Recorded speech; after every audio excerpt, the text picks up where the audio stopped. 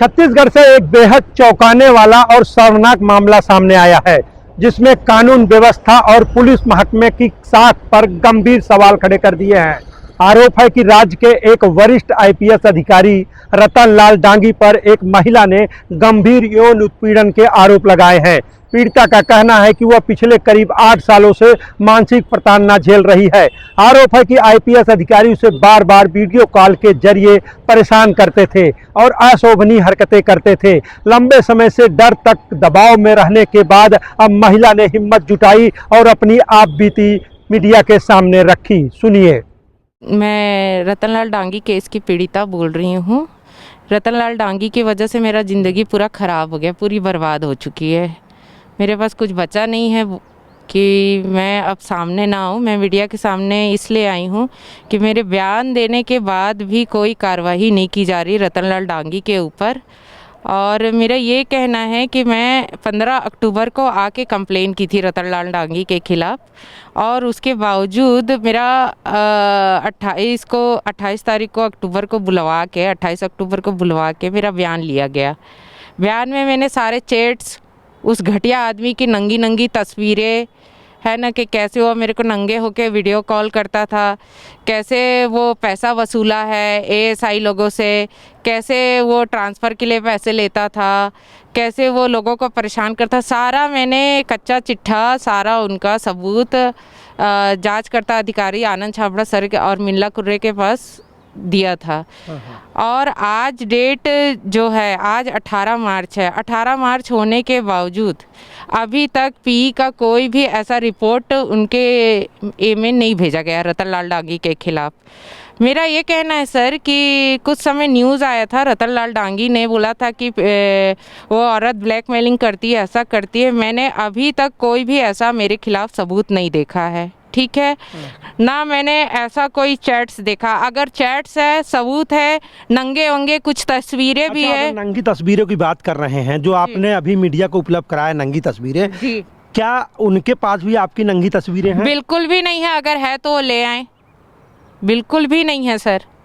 तो क्या वो जो जिस तरह से आपको बात करते थे वो फ़ोन कॉल पे, वीडियो कॉलिंग पे, तो वो वही केवल उनकी ही नंगी तस्वीरें दिख रही हैं, आपकी नहीं है उसमें? नहीं, उनकी ही नंगी तस्वीरें देखेगी, मेरी कहीं भी आपको नंगी तस्वीरें नहीं दिखेगी। तो उसमें आप बोलते नहीं थे, आप विरोध नहीं करते थे? आप ऐसा मत। मैंने बहुत विरोध किया है सर। बार बार मेरे को धमकी दिया जाता था कि तुम्हारे पति का मैं विभागीय जाँच करवा दूंगा, एसपी से ये करवा दूंगा, आईजी से ये करवा दूंगा, उसको ट्रांसफ़र करवा के सुकमा भेज दूंगा, नक्सलियों से बोल के मरवा दूंगा, ये कर दूंगा, वो कर दूंगा, मैं नक्सली एरिया में रहा हूँ, मेरा सबसे पहचान है, ऐसा बोलता था।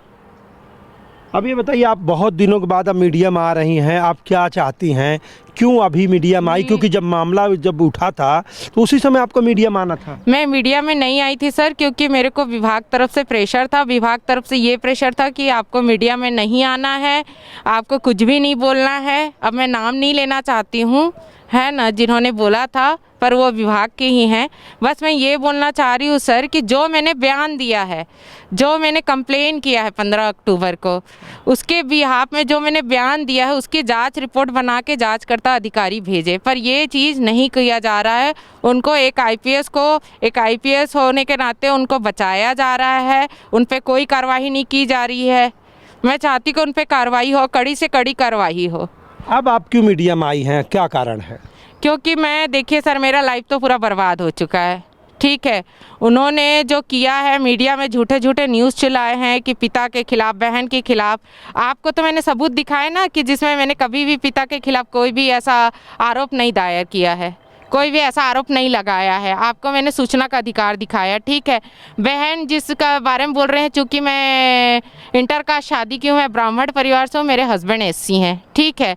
तो उसका गुस्सा उतारने के लिए मेरे फादर और मेरी बहन आए हैं मीडिया में, और मीडिया में आके झूठा झूठा बयान दिए हैं। आप चाहे तो जानकारी ले सकते हैं, मैं आपको चाहे तो सबूत दे सकती हूँ इस मामले में। जी। अब ये बताइए कि आप इतने दिन के बाद आप आए हैं, अब आप क्या चाहते हैं, प्रशासन से क्या कहना चाहते हैं? मैं ये चाहती हूँ सर कि प्रशासन उन पर कार्रवाई करे, करके जो मैंने दिए हैं एविडेंस, जो मैंने आपको भी दिखाए हैं, आपने भी देखे हैं सारे एविडेंस कि क्या एविडेंस है, सारी चीज़ें आपने देखी है, ठीक है, मैं बहुत प्रताड़ित रही हूँ सर। उनकी वाइफ मेरे को नौकर जैसे यूज़ करती थी, कपड़े मंगवाती थी, सोने चांदी मंगवाती थी, परेशान करके वो भी रखी थी। हमेशा जब बिलासपुर आईजी थे तब वो मेरे को हाथ पैर मालिश कराती थी, सेवा कराती थी। मैं तो आपको वीडियो दिखा चुकी हूँ, मैं बहुत परेशान रही हूँ। मैं इसलिए वीडियो बनाई थी क्योंकि बहुत परेशान कर रखी थी मेरे को, ठीक है। साथ में मैं आपको ये बोलना चाहूँगी, अगर उनकी बीवी का सेवा सत्कार नहीं करते तो वो सीधा ये कहते थे कि हमने पोस्टिंग दी है, हमने ये किए। सर वो पोस्टिंग नहीं देते हैं, आपको पता है कि एक आईजी किसी का पोस्टिंग वोस्टिंग नहीं देता, जो भी होता है वो प्रशासन से होता है। अच्छा ठीक है, जो इस तरह का आपको धमकी देते थे, आपका विरोध नहीं करते थे? इस सब चीज़ों को अपने पति को नहीं बताए कि मेरे साथ इस तरह से सेक्सुअल हैरेसमेंट किया जा रहा है? मैं जब बताई तभी तो मेरा घर टूटा है ना सर, मैंने बताया तभी तो मेरा घर टूट रहा है ना, देखिए ना। मैं जिस दिन से सर, मेरे हस्बैंड का 38 लाख का घर है, जो कि 32 लाख का लोन है और 22-25 साल की नौकरी हो गई, ठीक है। और ये ऐसा झूठा झूठा आरोप लगाया जा रहा है कि वसूला गया है पैसा, ये किया, वसूली के पैसे से ज्वेलरी ली है, वसूली के पैसे से घर बनाई, तो ऐसा कुछ भी नहीं है सर। आप लोग जाके रतन लाल डांगी के बारे में पता कीजिए। 10 से 15 करोड़ का बंगला यहाँ है रांची में, रिसेंटली उन्होंने 1 करोड़ का ज़मीन लिया है। आप उसका कुचामन में पता कीजिए, उसका मालसा गाँव में पता कीजिए, उसके डिंडवाना में पता कीजिए, उसके चौसेली में पता कीजिए, परबत्सर में पता कीजिए, आप उसके जयपुर में पता कीजिए, ठीक है। उसके पास करोड़ों की प्रॉपर्टी है। एक घर में बोलता है कि मैं मजदूर का बेटा हूं करके, घर में कोई नौकरी वाले नहीं है, सिर्फ एक ही आईपीएस है और सभी जगह उनके घर है राजस्थान में। बताइए, इनका कैंटीन चलता है, कई सारी दुकानें चलती हैं इनकी, कई सारी इनकी वहाँ जयपुर में राजस्थान में गाड़ियाँ हैं इनके पास। कैसे सर? एक आईजी की सैलरी कितनी होती है बताइए? 1.5 से 2 लाख, 1.5 से 2 लाख होने के बाद तो अरबों की संपत्ति कैसे बना रखा है? आप मेरे को बताइए। एक घर में नौकरी वाला है, अपने माँ के नाम पे रखा है, अपने सास ससुर के नाम से ज़मीन खरीद के रखा है, इतने लोगों के नाम से खरीद के, कई उनके उसके फार्म हाउस है, आप जाके पता कीजिए। मरसी गांव बोलते हैं उसका, वहाँ उसका फार्म हाउस है, सब पता कीजिए आप लोग, ठीक है। सारी चीज़ें पता कीजिए, उसको पूछिए। या तो फिर आपको मेरा ये कहना है कि उनका भी फ़ोन सीज़ कराया जाए और साइबर में दिया जाए, मेरा भी फ़ोन दे लीजिए, सारी कहानियाँ साफ़ हो जाएगी, सारी चीज़ें पता चल जाएगी। वरिष्ठ आईपीएस रतनलाल डागी को हमने संपर्क करने की कोशिश की।